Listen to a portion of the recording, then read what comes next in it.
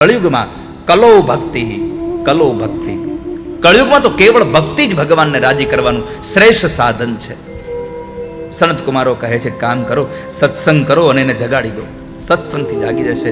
નારદજીએ કહ્યું, હું સત્સંગ કરવા બીજે ક્યાં જાઉં, તમે જ મને સત્સંગ કરાવો. જુઓ, નારદ કોને કહેવાય? તો કહે છે કે 4 જણા પાસેથી જ્ઞાન લે અને એ 4 પાસેથી રહેલું જ્ઞાન પાછું બીજાને આપે, એને નારદ કહેવાય. સંત કુમારો પાસેથી જ્ઞાન લીધું, પણ એ જ્ઞાન બધાને જગતને આપ્યું એટલે નારદ છે.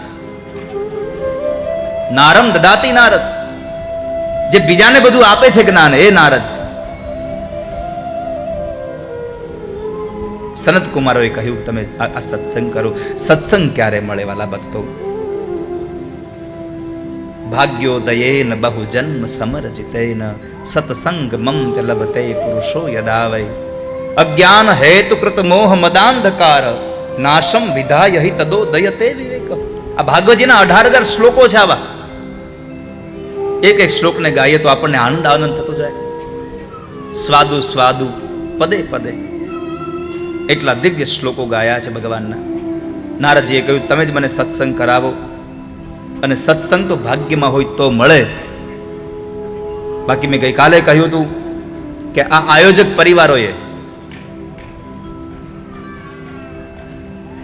કેટલા લોકો વિદેશ ફરવા ગયા છો? વિદેશમાં તમે દુબઈ ગયા હો, આફ્રિકા ગયા હો, લંડન ગયા હો, અમેરિકા ગયા હો, જ્યાં પણ ગયા છો, સામાન્ય રીતે તમે દુબઈ જાઓ,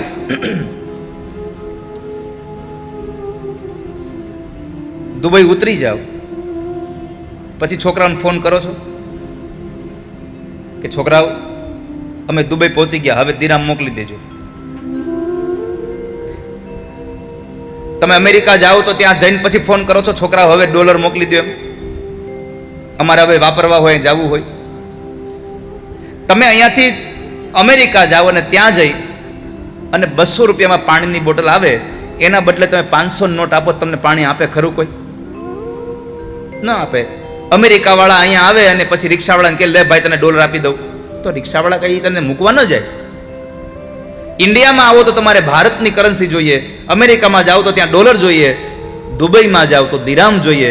એમ વાત યાદ રાખજો, બધા દેશોની કરન્સી અલગ અલગ છે. એમ ઉપરના લોકની કરન્સી પુણ્ય છે, એ તમારે અહીંયાથી લઈને જ જવી પડશે. પુણ્યની કરન્સી અહીંયાથી લઈને જવી પડશે.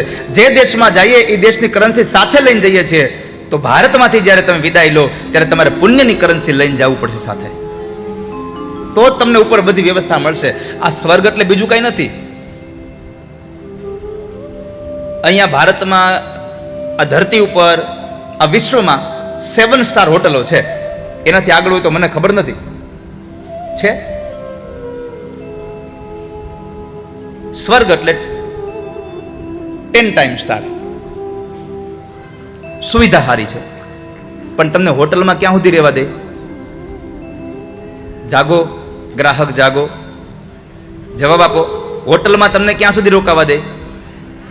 જ્યાં સુધી તમે પેમેન્ટ કરો ત્યાં સુધી. તમારા કાર્ડમાં પૈસા હોય ત્યાં સુધી તમને ત્યાં રોકાવા દે. એવી જ રીતે સ્વર્ગમાં પણ એવું છે કે જેટલું પુણ્ય લઈને ગયા છો એટલું રોકાવા દે. પુણ્યનું નાણું પૂરું થાય એટલે પાછો ધક્કો મારે, જાઓ પુણ્ય લઈ આવો, પાછું આવવાનું, પાછું ધરતી પર પુણ્ય ખરીદવા માટે પાછું અહીંયા આવવાનું, પુણ્ય કમાવા માટે પાછું ધરતીમાં આવવાનું. પણ આપણે તો પુણ્ય ખરીદવું છે એવું કે આપણને સ્વર્ગમાં ન લઈ જાય, પુણ્ય આપણને ભગવાનના ધામમાં લઈ જાય. કારણ કે સ્વયં પરમાત્મા કૃષ્ણએ ગીતાજીમાં લખ્યું છે, અર્જુનને કહ્યું છે કે અર્જુન સ્વર્ગમાં જાય, બ્રહ્મલોકમાં જાય, એ પાછો આ ધરતીમાં આવે છે, એ સંભવ છે, પણ મારા ધામમાં આવે એ કોઈ દી પાછો નથી આવતો. યદ્ગત્વા ન નિવર્તન્તે તદ્ધામ પરમમ મમ. ભગવાનના ધામમાં જાશો તો ક્યારેય પાછા નહીં આવવું પડે આ સંસારમાં. અને કહેતા આનંદ થાય છે કે જેટલાના લોકોના પિતૃના મોક્ષાર્થે ભાગવત કથા થઈ રહી છે, એના બધા પિતૃને ભગવાનનું ધામ મળ્યું છે, એનું આ પ્રમાણપત્ર છે.